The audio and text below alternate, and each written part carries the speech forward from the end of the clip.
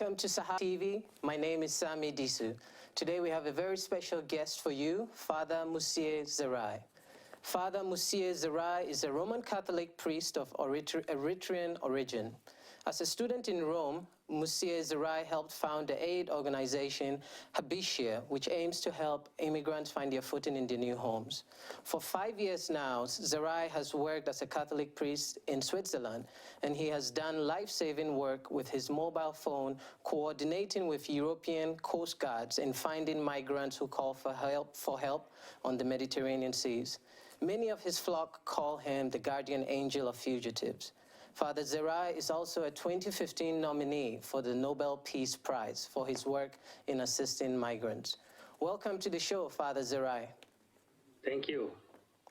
Meron Estefanos, who is a Sweden-based Eritrean journalist and who you know very well, made the following statement at the beginning of a talk on the political situation in Eritrea. She said, over 300 prisons, over 10,000 political prisoners, and hundreds of thousands of refugees from a population of only 4 million. She goes on to say, it is the plight of the youth that is the most harrowing. For while every young person that gives up hope and leaves the country, choosing a dignified death over undignified life in Eritrea, also dies a slow, agonizing death. This statement was made by Estefanos. Is the human rights picture in Eritrea, is it still just as bad? Yes, still is very worst in this, especially in these last 10 years. Since 2003, he started this exodus of especially the young people from Eritrea, because of the lackness of justice, lackness of freedom, lackness of any basic right. That's what she say, Meron. She say very well, clear. This is the situation still now. Now, you yourself were once a migrant, and can you please tell us how you actually traveled to Europe and what was the main factor driving that decision for you? That time is more easy than now to travel. When I come to Italy, I come legally with legal visa by plane. I can say I am very privileged migrant. Now all this possibility is not there. All these young people, young women, young girls, even many families is obligated to escape from Eritrea illegally to across the desert, even to risk his life in the Mediterranean Sea.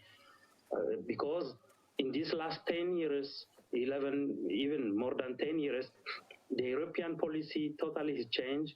It's not easy to get visa in any European embassies, so it's not easy for them to come.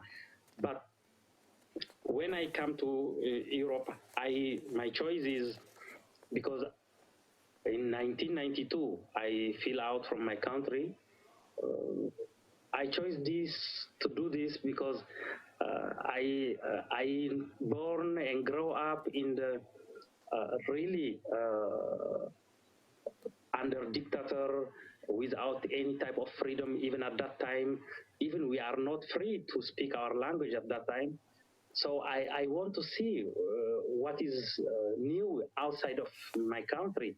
I want to have a new experience of freedom. What is the meaning of the freedom? So I chose to go to immigrate to Europe, to Italy especially. Thank you very much for sharing that with us. Your work that actually earned you the nominee for the 2015 Nobel Peace Prize, that involves using just a cell phone and receiving distress calls from migrants on the seas. Can you tell us what that work is like? Just give us an idea. But it's simple, but even is very hard because normally when I receive a distress call, especially from the Mediterranean Sea, from the boat, I try to collect more information from these people, how many people is there, what is the condition of the boat, what is the condition of the people in the boat, and if possible, even the exact position where is in that moment the boat in the Mediterranean Sea. Because normally when these people he call me, he use the satellite phone. So in the satellite phone you have the GPS. So I ask them, please go to display, look the exact position where are you. When I have all this information, I try to calm this group, because normally when he call me is to all the people he's shouting, he say help us, help us. So I try to calm them, to give them more insurance, and when I finish to discuss with them, I call the Italian Coast Guard and the Maltese Coast Guard, and I give them all the information, the exact position of the boat, and I ask them, please go to help, to assist, to rescue these people. This is my my first step. And after, I need to follow up because it's not finished. That means you are busy up to you to know this boat, these people he become rescued by the Coast Guard. This is a very big responsibility, because for that time is in your hand, the life of these people. So it's really big responsibility. So even is stressful. Yes, because as we are seeing in the news, hundreds of people are actually not making it and dying. Now, you yourself, Father Zerai, you have lived in Switzerland for 5 years now. I know you spend a lot of time at the Vatican in Italy, where you are posted as well. What are some of the views of the actual citizens, the Italians and the Swiss? How do they view the African migrant populations within their countries? This is a very controversial situation, because some people he look like say how these people he need because he is in the condition or to need help, to need protection, to need asylum. So it's necessary to give them welcome.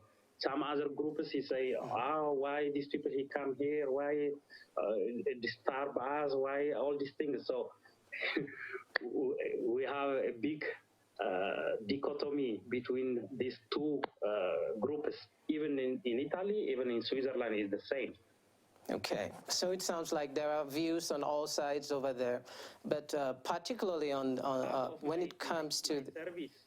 Part of my service even is this, to go to do sensibilization, advocacy for the right of these people, to explain for this the group of, especially to the right hand of the politically or the people have this type of idea, why these people come here, why don't stay in Africa, why all this. So I try to explain. Even I go many times in the school to talk with the students, to explain them why these people come by this way, in put in very big how can I say risk his life. And I explain them why, what is the background. So someone is say, yes, you are true. If this kind of problems you have in the background, in the homeland, yes, that is true to come to ask asylum. But the problem is the ignorance, because many people, he don't know the background of these people. He don't know why these people he fell out from the country, why these people he come in this way, because you don't have any other legal access, legal way to come to ask asylum. There is some ignorance because some Italians, or some, in this case, some Swiss might actually think that migrants are leaving just out of pure choice, not a real necessity. That's very understandable. Now, Father Zerai, we know that last year the Italian government reduced their budget for these kinds of search and rescue operations that are needed on the seas, up to maybe it's now maybe 30% of what it used to be. Do you think that has played an important role in why we are seeing some of these huge human tragedies unfolding on the seas? Because these sea crossings have been happening for over 10 years. Yes, when the Italian authority he put in charge the Mare Nostrum project after the tragedy of Lampedusa in 2013, but this project received a lot of criticized by all the North European countries, because all these countries he tell to Italy, you put this project, this is the really pull factor for all these refugees from sub-Saharan Africa country. But it's not true. But Italy, he say, I put this program to save the life of these people, because last year Italian authority he saved, by this project he saved more than 170,000 refugees. But the expense is 9 million in months, 9 million euro in months. Italy he say, I can't, this is not sustainable only by Italy. So, and when all the European countries, especially the North Europe country, do a lot of pressure against of this project, Italy he chose to stop them. So I just want to make sure I understand you right. You're saying that Italian government does not necessarily want to stop or reduce their budget for search and rescue, but they're receiving a lot of pressure from other European countries, because a lot of these migrants are going on to all of these other European countries as well. So, so there's a real question about the political will for the entire European Union. But as we've seen, these human tragedies are highly publicized now. We know that there are all kinds of emergency meetings and negotiations happening at the European Union, and we can expect some increase in the budget for these search and rescue operations for now. But longer term, I just want to ask you this question. Do you think Europe can continue to accommodate these large numbers of thousands of African migrants each year? Just your opinion. No, because the European Union he start to find solution, but the solution is like the same style of Australia. He won't create some refugees camp outside of Europe, like in North Africa, like Tunisia, Morocco, or Egypt, and he won't take them, all these refugees, in this refugees camp, and he say we can organize a resettlement program time by time from this campus. But he don't want to bring all these thousands of migrants like now. Do you think Italy has a legal and moral obligation to take these migrants in and give them citizenship? Not to give them citizenship, but not only Italy. This is the obligation of all the international community. When these people escape from war or from persecution, or even from because they don't have food, or even the natural calamity. If these people escape from his origin country, he escaped not without any reason. So it's necessary first, if possible, to go in the root of the problem to find a solution for the problem, and it can help these people to stay in the homeland. But this is not easy. It is not possible to do in short time. Father Zerai, what about the African leadership? Has African leadership, the African Union, have we totally failed these migrants that are having to take these kinds of journeys? Yes, because in Africa we have a lot of failed states. So why these people he fell out, he escaped from the country, like Eritrea, like Somalia, like Sudan, or the African Union. I don't know why he don't They're bring. Not doing more.